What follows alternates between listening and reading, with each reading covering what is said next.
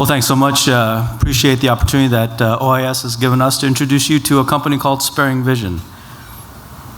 And if I can figure out how to use this, perfect. So at Sparingvision, there are a couple things we really want to concentrate on. That is, we are a genomic medicine company, not just gene therapy, but we're really looking to utilize everything that is possible in the genetic toolbox to mitigate the diseases in the retina and possibly other ocular diseases. So right now we're looking at 2 clinical indications using gene replacement, where we're looking for an independent approach to rod cone dystrophies. And then we have also partnered with Intellia Therapeutics, where we're also looking into gene editing programs as well. And because of our gene-independent approaches, we're looking at potentially a larger market share than what is out there previously, that we can really hit a lot of the unmet need for retinitis pigmentosa and other rod cone dystrophies, and potentially using our therapies for other ocular diseases as well.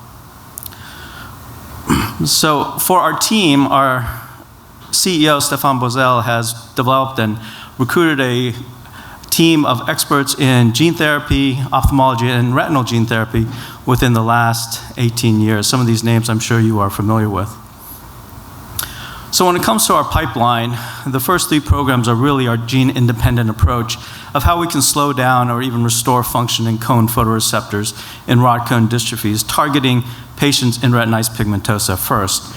And the first program is something called RDCVF, or rod-derived cone viability factor, which is really pointed to slowing down the progression of cone photoreceptor degeneration. The second program, SPN20, utilizes the GERK gene, which is really a restorative process in which we can actually restore functions or the phototransduction cycle in what we call dormant cones.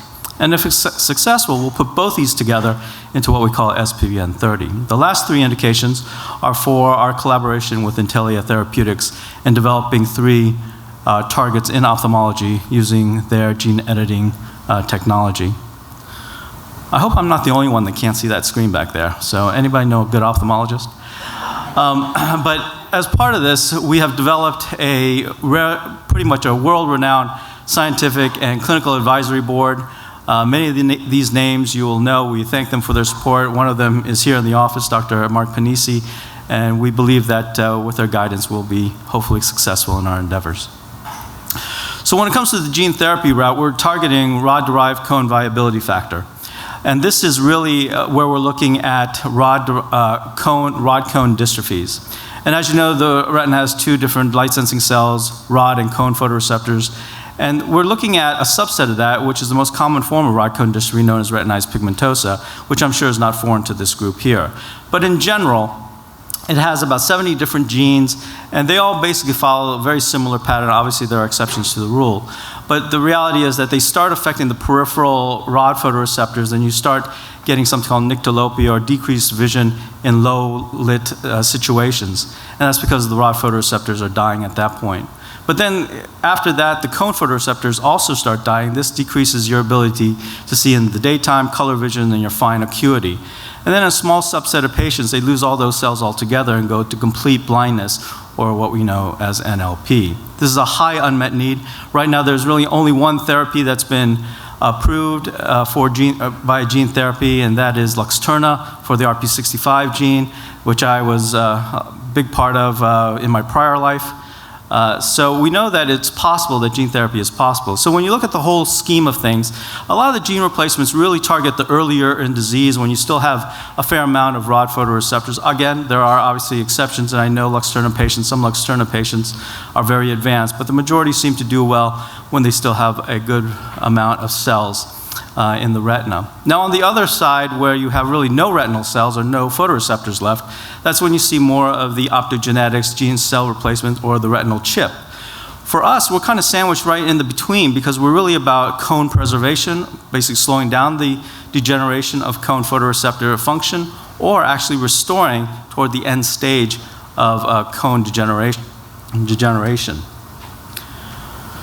So let me just give you a brief overview of our first product. So basically our founders, Jose Sahel, who is a professor and chairman at the University of Pittsburgh Medical Center, started his career obviously in France, and Thierry Livillard, a scientist there at the Institut de la Vision in Paris, basically asked the fundamental question, Why do rod cone dystrophies, we know why the rods die, because the genetic etiology is right connected to the rods. But then why do the cones die? Because there's no actual connection genetically to the cone demise. And they were able to find and identify a factor that they called rod-derived cone viability factor. And basically what this is that it is a substance that's in the NXNL1 gene, and basically it's a secreted form of a neurotrophic factor that is secreted by the rods and actually binds to cone membranes. And through a huge physiologic and biological process, they're able to preserve the function of cones. So this process is actually going on right now in everybody's eyes. And so that's where the gene-independent part comes in. It doesn't matter why the rods die. It simply matters that they're not there to produce that factor. Now, there's another isoform of this, and this acts as a potent antioxidant. And as you know, the retina uses more oxygen than any other organ in the body by gram weight. So if you put these two factors together, we've been able to show that in animal models, we've been able to slow down that rate of degeneration of the cone photoreceptors. And this is in an RD10 model where you see that we've been able to decrease the rate of degeneration. Now, the second product is using something called GERK, a G protein inwardly rectifying potassium channel gene. And basically, this is when cone cells lose their outer segment, they can't do phototransduction anymore. And that's basically a process of converting the light that comes into an electrical response, goes to the brain says you see. Because the reality is the eye is just a big relay system for the brain. And so in those dormant cone cells that can't do that, but they're still in the eye, we can actually restore that by putting GERK into the cell body or inner segment and then producing a truncated phototransduction system. And by this, we have a rhodopsin model where we've been able to show functional improvements in both ERGs and OKT. So these are the two things that we're working on right now. And we hope that this is the first time I've spoken here. Hopefully it won't be the last. But we are a French company. Obviously, I'm not French because I don't have that beautiful accent.